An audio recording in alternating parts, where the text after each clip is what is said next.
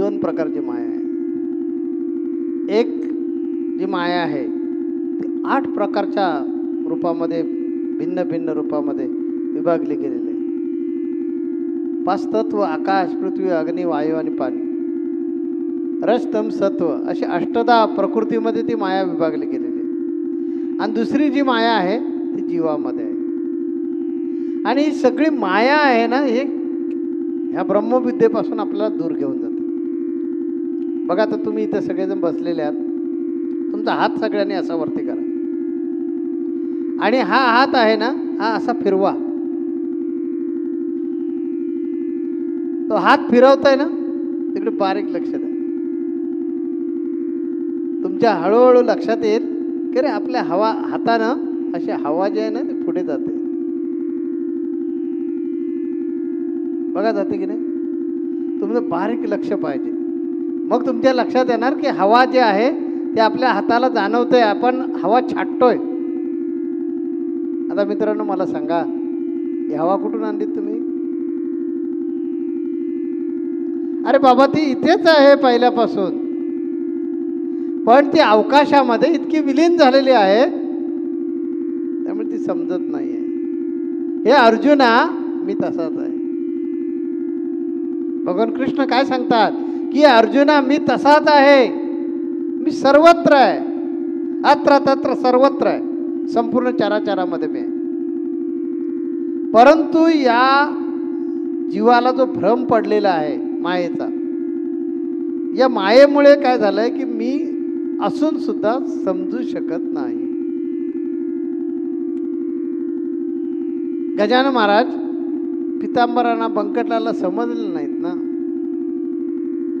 अगोदर समजले नाहीत. हा प्रत्यक्ष परमेश्वर शेगावमध्ये प्रकट झाला. हा बरेच जणांना समजलं नाही, म्हणून एका बाईनं मिरचीचा ठेसा करून, बसा, तुला जास्त मिरच्या आवडतात, भाकरी हवे, खा. अनेक साधू संतांचे चरित्र पाहिले तर त्या ज्या ज्या लोकांनी त्यांना त्रास दिला त्या लोकांनी कोणी ओळखलंच नाही त्यांना. ह्या भगवान कृष्णाला शिशुपालानं स्वतः नातेवाईकानं सुद्धा ओळखलं नाही. हे कशाला? सक्का मामा, या मामानं सुद्धा ओळखलं नाही ना.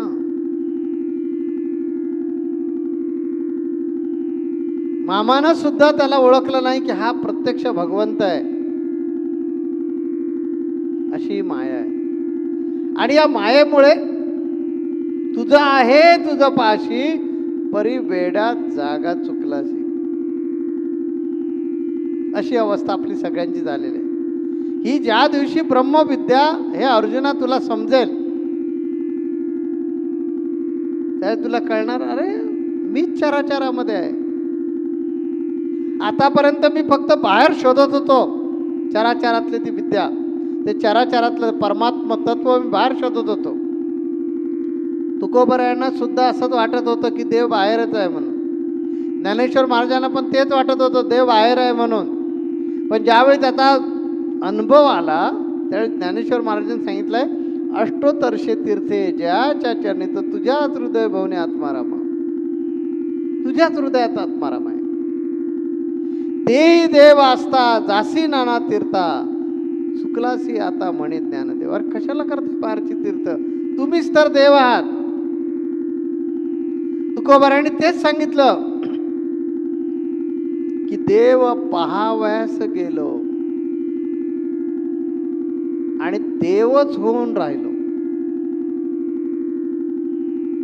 मी माझ्या अभंगात मध्ये तेच सांगितलंय की मीच ब्रह्मांडाला व्यापून आहे. ज्यावेळी गुरुकृष्ण माझ्या कृपा केली त्या मला कळलं की मीच सर्व आहे, मीच सर्वत्र आहे, मी कुठे नाही, अशी जागाच नाही आहे. आणि हे तुम्हालाही सांगतो की तुम्ही सुद्धा जर गुरूंच्या शब्दावर विश्वास ठेवलात तर काही दिवसानंतर तुम्हालाही सुद्धा त्याचा प्रत्यय येईल. हा प्रत्यय येण्यासाठी थोडीशी तुमच्यातली जिज्ञासू वृत्ती जागृत झाली पाहिजे.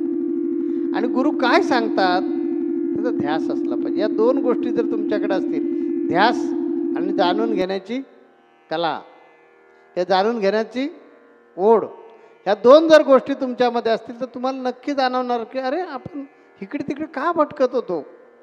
हा जो चराचरातला परमेश्वर जो आहे तो इकडे तिकडे का शोधत होतो, आपल्यामध्येच आहे. आणि मग म्हणाल बरोबर स्वामींनी जो दावा केला आहे की मी देव आहे तो बरोबर आहे. मी देव आहे याचा अर्थ काय, तर मी चैतन्य आहे आणि हे चैतन्य सर्वत्र चराचरात आहे. आणि माझं सांगणं आहे की मला ते गुरुकृपेनं कळलंय, तेव्हा माझं सांगणं आहे की तुम्ही सुद्धा चैतन्य, मीच कशाला देव व्हायला पाहिजे. अरे तुम्ही पण देव होऊ शकता. देव म्हणजे परमात्मा, तुम्ही सुद्धा परमात्माचाच अंश आहात. फक्त त्याचा अभ्यास नसल्यामुळे, जसं मी मगाशी तुम्हाला कृती केली आणि सांगितलं, कृती करून दाखवले. हात असा हवेत घ्या आणि हा हात असा हळूच हलवा, इकडून इकडे घेऊन या, पुन्हा इकडे घ्या, पुन्हा आणा. बघा प्रयोग करून, करा करा प्रयोग, अजूनही करा प्रयोग. आणि ते प्रयोग करताना तिकडे फक्त लक्ष द्या. बघा फक्त लक्ष द्यायचं त्या हाताकडे. मग तुम्हाला जाणवणार, सगळ्यांनी करायचं, लाजायचं नाही त्याच्यामध्ये काहीच. काही लाजण्यासारखं नाही. अनुभव घ्यायचा असतो तो संतांकडेच घ्यायचा असतो. बघा अलगद ज्यावेळी करता तर काहीतरी तुमच्या इथे हाताला जाणवतं, काही कसला तरी एक स्पर्श होतो. तो स्पर्श असतो हवेचा. आता ही हवा आली कुठून, तुम्ही इथे बसल्या बसल्या काय हवा निर्माण केलीत, ते आकाशातच होती. म्हणजे आकाश म्हणजे प्रकृती म्हणून समजा. आणि त्या प्रकृतीमध्ये हे ब्रह्म जे आहे ते त्याच्यातच होतं. पण मायेमुळे, आकाश ही माया समजा, तर या मायेमुळे ते ब्रह्मतत्व दिसत नाही आहे. परंतु योगी पुरुषाकडे म्हणजे सद्गुरूकडे तुम्ही ज्यावेळी जाणार आहात तेव्हा ते काय करणार आहेत की जे कठीण आहे ते एकदम सोपं करून सांगणार. दासबोधामध्ये समर्थ रामदासांनी सांगितलं ना, आहे जरी परम सुगम, परी जनासी झाले दुर्गम. एकदम सोपं. पण दुर्गम का झालंय, कारण आपलं वर्म चुकलंय, आपलं मर्म चुकलेलं आहे. कुठे शोधायला पाहिजे, कुणाकडे शोधलं पाहिजे, कुणाला विचारलं पाहिजे ते समजत नाही. आणि म्हणून इकडे तिकडे आपण शोधतोय. म्हणून मागच्या प्रवचनामध्ये मी म्हटलं ना, शोधिसी मानवा रावळी मंदिरी, नांदतो देव हा आपुल्या अंतरी. हा देव आपल्या अंतरी नांदतो. याचं यथार्थ ज्ञान कोण करून देऊ शकतात, तर सद्गुरू. ही परत परत मी सांगेन, वारंवार सांगेन की ही क्षमता फक्त आणि फक्त सद्गुरूंमध्येच आहे. म्हणून तर तुकोबारांनी सांगितलंय ना की देव गुरुपासी आहे. तुकाराम महाराज काय म्हणतात बघा, जगद्गुरु तुकोबाराय काय म्हणतात, देव गुरुपासी आहे, वारंवार सांगू का हे. कशाला सांगायची गरज आहे का वारंवार. तुका म्हणे गुरु भजनी, देव भेटे जनीवनी. म्हणजे जना मनात, संपूर्ण चराचरात देव भेटणार. परत बघा तुकोबाराय असं नाही म्हणाले की तुझ्यात देव भेटेल. तुकोबाराय काय म्हणतात, हा जनावनामध्ये असणारा देव गुरु भजनात सापडणार आहे. या संत संघात त्याचा अभ्यास होणार आहे. काय चाललं आता, आता काय चाललंय, अभ्यासच. आता आपण अभ्यासच करतोय की हा चराचरातला देव सर्वत्र आहे, अत्र तत्र सर्वत्र, काष्टी पाषाणी सगळीकडे आहे, चराचरामध्ये कणाकणामध्ये देव आहे. याचा आता अभ्यासच चाललाय ना. म्हणून मी नेहमी म्हणतो की संतांचे असतात ते अभंग आणि कवीचे असतात त्या कविता. कारण संतांचा अनुभव असतो. तुकोबारायाने जो अनुभव आला तो त्यांनी अभंगातून सांगितला. आणि तेच आज ज्ञानेश्वरीमध्ये ज्ञानेश्वर माऊली सांगते की तो चराचरामध्ये मीच व्यापून आहे. आणि तुकाराम महाराज काय म्हणतात की जे व्यापलेलं तत्व आहे, हे तत्व शिकायचं असेल तर कुठे गेलं पाहिजे, सद्गुरूंकडे. सद्गुरु विना सापडे ना सोय, धरावे ते पाय आधी आधी. सद्गुरूंचे पाय धरा, त्यांचे व्हा. पाय धरा म्हणजे तुम्ही शब्दशः अर्थ धरू नका. पाय धरून त्याचा काहीच उपयोग होणार नाही. अंतःकरणापासून धरा. नाहीतर बरेच जण काय करतात, फक्त वरचा शब्द असतो ना तो पकडतात. त्या शेंगदाण्याच्या टरफलांना काय किंमत नाही ना, आतला जो दाणा असतो ना तो फार महत्त्वाचा. तसं त्याचा अर्थबोध समजून घ्या. धरावे ते पाय आधी आधी म्हणजे काय करा, या क्षणापासून हृदयापासून सद्गुरूंचे व्हा. त्यांचं वाक्य म्हणजे ब्रह्मवाक्य, त्यांचा आदेश म्हणजे आपल्यासाठी वेद आहेत असं समजा. मग जीवनाचं का कल्याण होणार नाही. आणि हे अर्जुना, ही जी ब्रह्मविद्या आहे ती ब्रह्मविद्या मी तुला सांगतो की सहज अंगीकारू शकतोस तू.